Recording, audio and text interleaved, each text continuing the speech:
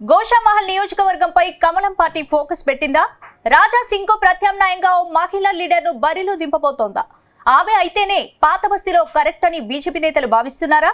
గతంలోనూ ఆ నేత ఓవైసీ బ్రదర్స్ ను ధీటుగా ఎదుర్కోవడంతో ఆమెను ఇప్పుడు రంగంలోకి దింపేందుకు రెడీ అవుతున్నారా?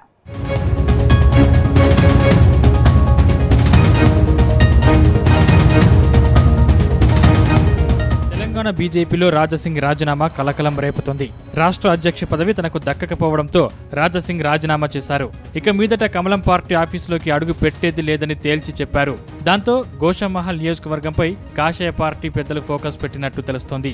ఇప్పుడు రాజాసింగ్ కు ప్రత్యామ్నాయ నేత ఎవరనే దానిపై పార్టీ పెద్దలు కసరత్తు చేస్తున్నట్టు సమాచారం. ప్రస్తుత పరిస్థితుల్లో రాజాసింగ్ ను బలంగా ఢీకొట్టి ఓవైసీ బ్రదర్స్ కు కూడా చుక్కలు చూపించే నేతను బరిలోకి దింపబోతున్నట్టు తెలుస్తోంది. ఆమె అయితేనే అటు రాజాసింగ్ కు ఇటు ఎంఐఎం పార్టీకి చెక్ పెట్టొచ్చని కమలనాథులు లెక్కలు వేసుకుంటున్నట్లు సమాచారం.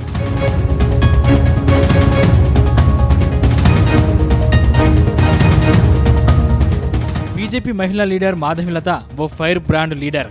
తెలంగాణ బీజేపీలో ఆమె ఎంట్రీనే ఓ సంచలనం. కమలం పార్టీకి వచ్చి రాగానే ఆమె ఎంఐఎం పార్టీని టార్గెట్ చేశారు. ఆ తర్వాత పార్లమెంట్ ఎన్నికల్లో హైదరాబాద్ ఎంపీ రేస్లో నిల్చొని ఎంపీ అసదుద్దీన్ ఓవైసీని ఓడగొట్టినంత పనిచేశారు. ఇక ఎన్నికల ప్రచారం సమయంలో మాధవిలత ఫైర్ చూసిన కమలం పార్టీ లీడర్లు మాధవిలత పాత బస్తీకి కరెక్ట్ లీడర్గా భావించారు.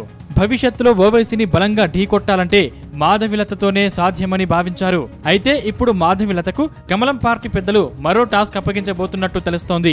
తాజాగా ఎమ్మెల్యే రాజాసింగ్ రాజీనామాతో గోషామహల్లో మాధవిలతకు ఇన్ఛార్జ్ బాధ్యతలు అప్పగించే ఆలోచనలో బీజేపీ ఉందని సమాచారం. ఇందులో భాగంగానే మాధవిలతను రాష్ట్ర పార్టీ వ్యవహారాల ఇన్ఛార్జ్ సునీల్ బన్సల్ పిలిచి మాట్లాడినట్టు తెలుస్తోంది. ఇక పార్టీ ఇన్ఛార్జ్ సునీల్ బన్సల్ సమావేశం తర్వాత పాత బస్తీలో పర్యటించారు మాధవిలత. క్యాడర్లో ఉత్సాహం నింపేలా రోజంతా తిరిగారు. దీంతో సునీల్ బన్సల్ ఆదేశాలతోనే మాధవిలత ఓల్డ్ సిటీలో పర్యటించారని చర్చ సాగుతుంది. రాజాసింగ్ కు ప్రత్యామ్నాయంగా మాధవిలత ఉన్నారనే సిగ్నల్స్ పార్టీకి క్యాడర్ కు పంపించారనే టాక్ నడుస్తోంది.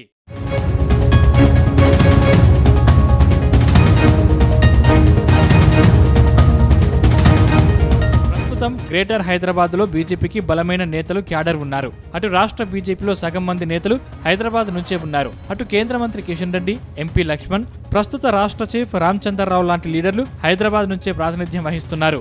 మరోవైపు గ్రేటర్ లో బీజేపీకి 40 మందికి పైగా కార్పొరేటర్లు ఉన్నారు. కానీ పాత బస్తీలో కమలం పార్టీ ఎంఐఎం పార్టీని టచ్ చేయలేకపోతుంది. అందుకే పాత బస్తీలో బలమైన రాజకీయ శక్తిగా ఎదగాలని భావిస్తుంది.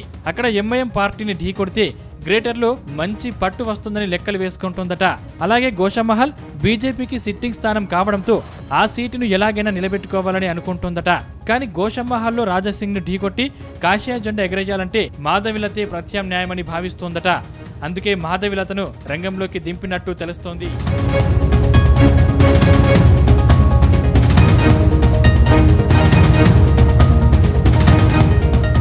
మీద గోషామహల్ బీజేపీ ఎమ్మెల్యే కాషాయ పార్టీకి గుడ్ బై చెప్పారు. ఒకవేళ ఆయన తన ఎమ్మెల్యే పదవికి కూడా రాజీనామా చేస్తే మాత్రం ఉప ఎన్నిక అనివార్యమవుతుంది. కానీ మాధవిలత ఇప్పుడు నేరుగా రంగంలోకి దిగడంతో ఎమ్మెల్యే పదవికి రాజీనామాపై రాజాసింగ్ వెనక్కి తగ్గినట్టు తెలుస్తోంది. మాధవిలతకు బలమైన వాయిస్, మంచి ఫాలోయింగ్ ఉండడంతో తన ఎమ్మెల్యే పదవికి ఎసరు వస్తుందని భయపడుతున్నారట. ఏది ఏమైనా పాత బస్తీలో మరోసారి పాగా వెయ్యాలంటే మాధవిలతను అస్త్రంగా బీజేపీ పెద్దలు ఎంచుకోవడం మాత్రం ఆసక్తి రేపుతోంది.